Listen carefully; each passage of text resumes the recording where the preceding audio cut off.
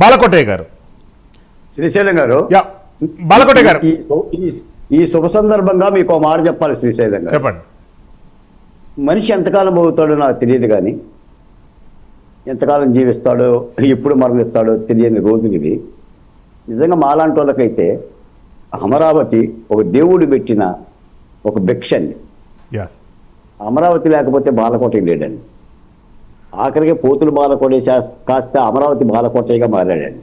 ఎందుకంటే ఇదిగోండి, నేను ఉద్యమాల నేపథ్యం అండి, దానికి ఉన్నటువంటి గుర్తింపు, మీరు పడ్డటువంటి కష్టాలు, అప్పుడు ప్రభుత్వం మిమ్మల్ని ఇబ్బంది పెట్టినటువంటి కేసులు కానీ అవన్నీ ప్రజలు గుర్తిస్తారండి, కంపల్సరీ గుర్తిస్తారు.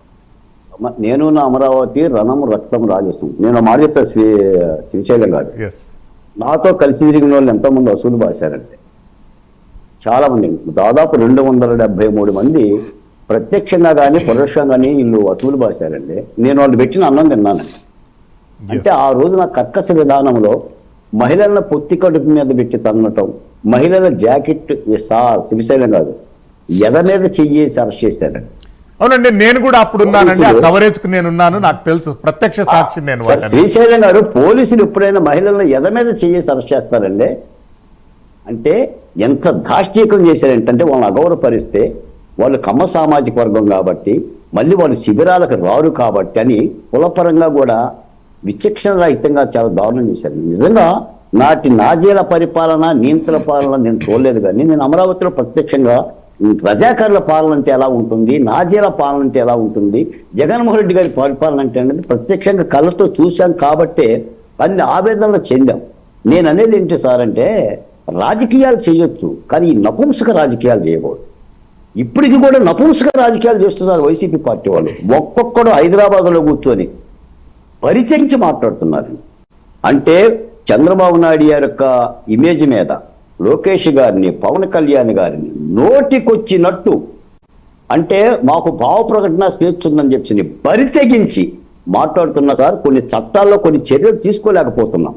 ప్రభుత్వం కూడా ఏంటంటే కొన్ని పరమైన చర్యలు తీసుకోలేకపోతున్నారు కాబట్టి ఈ విధమైన విధ్వంసక చర్యలకు పాల్పడుతున్నారు. ఒక్క మాట చెప్తాను సార్, అమరావతి లేనిదే ఆంధ్రప్రదేశ్ లేదండి.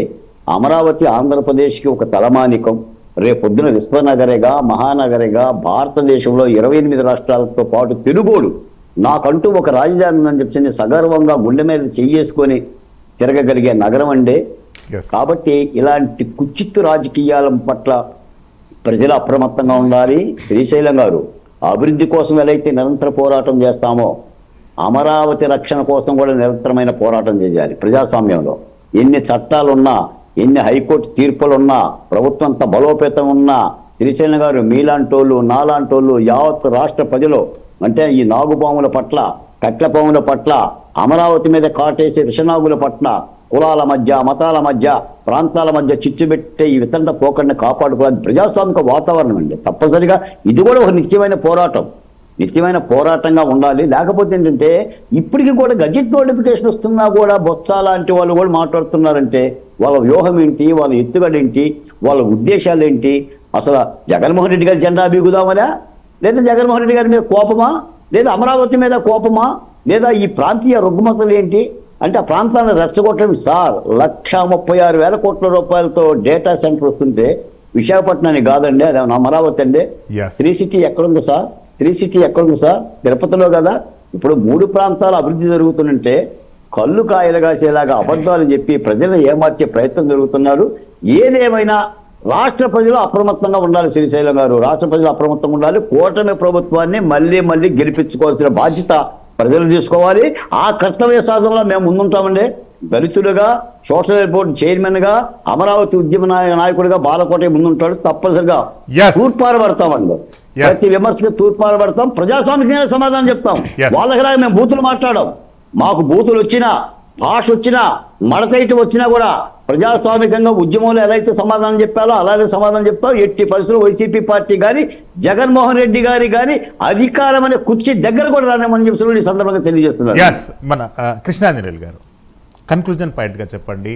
వైఎస్ఆర్సీపీ అభియోగిస్తున్నటువంటి అంశం ప్రతిపాదిత రాజధానికి 8 లక్షల కోట్ల రూపాయలు అవసరం ఉంటుంది. కానీ 56,000 కోట్ల రూపాయలతోని రాజధాని నిర్మాణం అనేటటువంటిది అసాధ్యమైనటువంటి అంశం. కూటమి ప్రభుత్వం ఆంధ్రప్రదేశ్ ప్రజల్ని మోసం చేస్తుంది అని చెప్పి బహిరంగంగా ప్రకటన ఇచ్చింది. ఎట్లా చూడాలి అంశం? ఇప్పుడు జగన్మోహన్ రెడ్డి గతంలో 1,00,00,000 కోట్లు అని చెప్పాడు. ఎస్, ఇప్పుడు 8,00,000 కోట్లు అంటున్నాడు.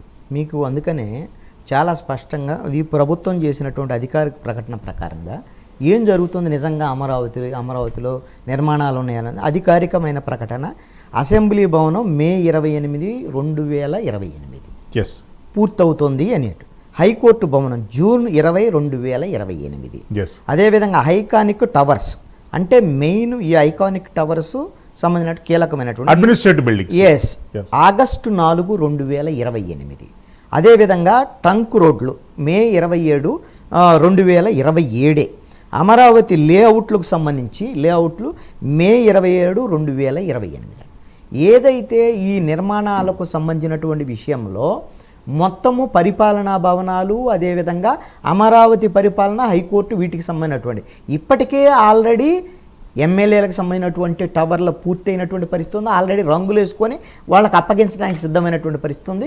అదేవిధంగా ఎంప్లాయీస్కు సంబంధించినటువంటి వాళ్ళ ఉద్యోగుల టవర్లు కూడా పూర్తయ్యి ఈ రోజున వాళ్ళకి మొత్తం పూర్తి స్థాయిలో వాళ్ళ ఆక్యుపేషన్కి రెడీ అయిపోయినటువంటి పరిస్థితి ఉంది. ఇది ఒక ప్రణాళిక. అదేవిధంగా ఇందాక మీరు ప్లాట్లకు సంబంధించినటువంటి అంశం కూడా చెప్పారు. ఆయన బాలకోటయ్య గారు ఒక ప్రస్తావన చేశారు, అవన్నీ వాళ్ళకి రిజిస్ట్రేషన్ చేశాను. ఇప్పుడు వాళ్ళు కోరుకుంటున్నటువంటి అంశం ఏంటి అని అంటే డెవలప్ చేసినటువంటి ప్లాట్లు మాకు ఇవ్వండి అనేటువంటిది. దీంట్లో ఏమిటి అని అంటే అమరావతి మాస్టర్ ప్లాన్కి అనుగుణంగా ఒకవైపున అమరావతి నిర్మాణము, ఈ పరిపాలన భవనాల నిర్మాణము, అదేవిధంగా దాని మాస్టర్ ప్లాన్కి అనుగుణంగా వాళ్ళకు పూర్తి స్థాయి మౌలిక వసతులు కల్పించి వాళ్ళకు ప్లాట్లు అందజేయాలి. అంతే తప్ప వాళ్ళకి ఎకాయికని ఇదిగో మీకు ఈ ప్లాట్ అంటే ఇప్పుడు అవి ఆల్రెడీ చెప్పేయటం జరిగింది. దాన్ని డెవలప్ చేసి ఇవ్వటం అనేటువంటి ప్రక్రియ కొనసాగేటువంటి ప్రక్రియ. దీనికి సంబంధించి ఇప్పటికే ప్రపంచ బ్యాంకు నుంచి, ఏడీబీ బ్యాంకు నుంచి, అదేవిధంగా ఇప్పుడు ఉన్నటువంటి దాంట్లో అసలు దానికి నిధులకు సంబంధించినటువంటి కొరత లేదు, ఇబ్బందికరమైనటువంటి పరిస్థితి. ఏదైతే వైఎస్ఆర్ కాంగ్రెస్ పార్టీ మేము కేసులు వేద్దాం, అడ్డుకుందాం, ఈ కేసులు సిబిఐకి ఇవ్వండి అని మొన్న ఆళ్ళ రామకృష్ణారెడ్డి వేశాడు కదా, పిచ్చి కేసులు, ఇలాంటి పనికిమాలిన వ్యవహారాలు ఎందుకు అని చెప్పేసి హైకోర్టు కొట్టేసినటువంటి పరిస్థితి ఉంది.